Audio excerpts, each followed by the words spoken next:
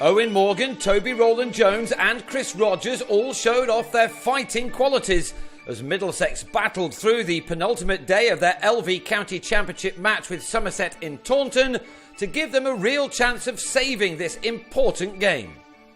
A wretched second day had left Middlesex in a hole on 64 for 7 in reply to Somerset's 523 for 9 declared, but the third morning belonged wholeheartedly to Rowland-Jones and Morgan, who used the edges of their bats a little but also played some good shots along the way.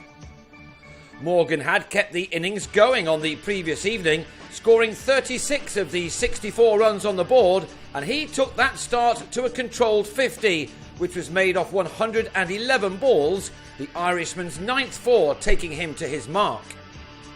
Crucially, Rowland-Jones was then dropped by Marcus Trescothick in the slips, a miss that would have been met with plenty of groans in Lancashire. They were hoping that Middlesex would be leaving Taunton with only 1 point, which would leave 13 separating the two teams, battling to avoid the drop to the second division. Remember, Lancashire meet Middlesex in Manchester next week. That 1 point looked as if it was all the Londoners were going to take away from this match, but Rowland-Jones and Morgan were able to bat through the morning session, in which they added 107 runs.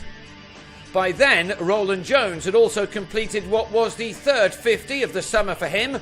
Before this year, the 26-year-old had managed only one. This one had used up 97 balls and was reached with Rowland-Jones's 9th boundary. His partnership with Morgan had realised 110 runs by the time the lunch break arrived. This has been an odd game of cricket. Batting looked almost impossible on the first day, yet only 5 wickets fell, and many would have thought on such a dry surface the spinners may have done a job on day 3. For much of the morning, there was though no sight of them as these two batsmen made hay. After the interval, Rowland-Jones went to the top score of his career, and he'd got to 77 by the time Stefan Myberg had him held by Tom Abel at short leg, just after being introduced into the attack. That ended a match-altering stand of 130, but just 4 runs later, Morgan, now on 82, made in 4.5 hours, was stumped off the bowling of Jack Leach. Every single point is vital to Middlesex now, and so this shot from Tim Murtagh may be very significant, as it brought up his side's 200, something which looked very unlikely at the start of play. Murtagh made 20 before being bounced out by Alphonso Thomas. Middlesex all out for 223 in the end, to follow on exactly 300 runs behind. Sam Robson's poor form then continued as he was LBW to Peter Trigo for 4, and Somerset were back in total control.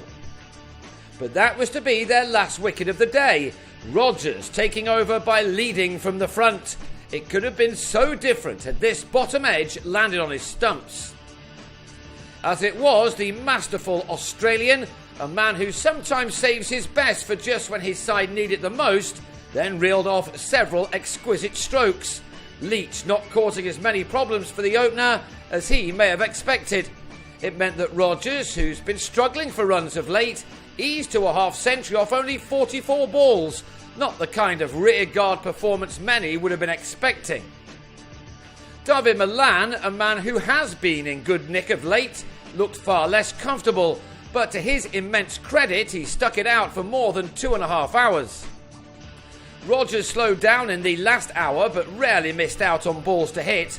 With the pitch playing well, the Middlesex captain may feel that his side have a better than average chance of securing a draw here, one which would put his side a much more comfortable 19 points clear of Lancashire. The wicket of Rogers then is now the big one. He will start the last day on 97 made out of his side's 140 for 1, which leaves them 160 runs behind their hosts. Middlesex will effectively have to bat through most of the final day, but with Milan still there on a 34 made off 126 balls, they may well be able to do that.